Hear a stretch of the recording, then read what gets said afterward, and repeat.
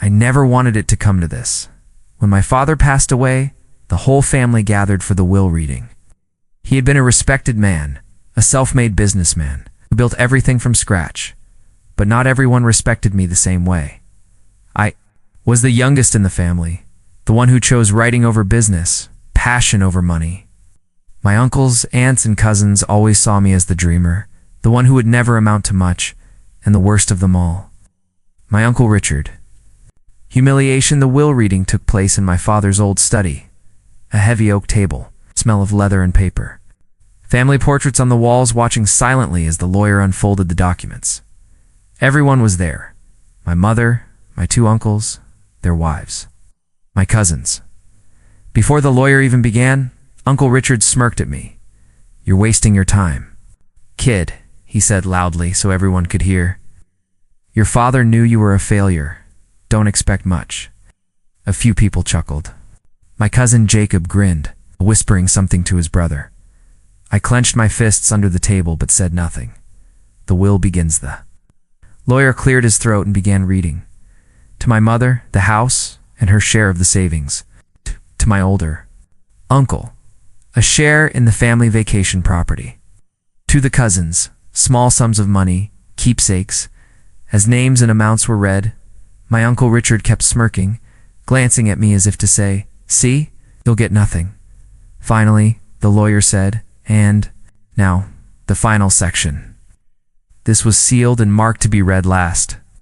The room shifted. Everyone leaned forward. The truth unfolds. The lawyer opened the sealed envelope slowly. He began reading my father's words. To my youngest son, David, who everyone thought would never succeed. I leave my entire business empire. He alone understood my dream, even if he chose a different path. The others mocked him for not following in my footsteps. But what they didn't know was that David was the only one who spent time with me, who listened, who cared when no one else did. Gasps, actual gasps, filled the room. I froze. Did I hear that right? The lawyer continued. David will inherit 80% of my company shares and full controlling rights.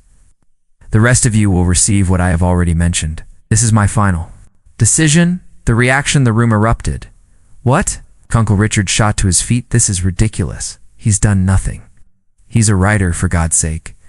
The lawyer remained calm. This is legally signed and witnessed. There's no disputing it. My uncle's face turned red. My cousins sat in stunned silence. My mother smiled softly, tears in her eyes. For years, they all mocked me, laughed at my dreams, called me the failure of the family. But my father, he saw something in me they never did. The twist. The lawyer handed me another letter. My father had written it privately for me. It said, "Son, I know they doubted you, but I've watched you quietly help people, give away your earnings, write stories that touched lives. Money isn't everything. Heart is, and you have it. Why this empire is yours? Because you'll build it with kindness, not just greed." I couldn't hold back my tears. My uncle sat down slowly, his hands trembling. The man who mocked me minutes ago now couldn't meet my eyes.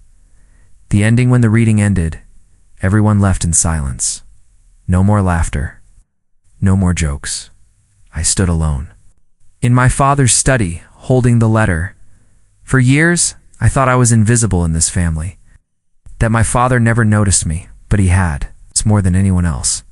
And in that moment, I realized he had given me more than wealth.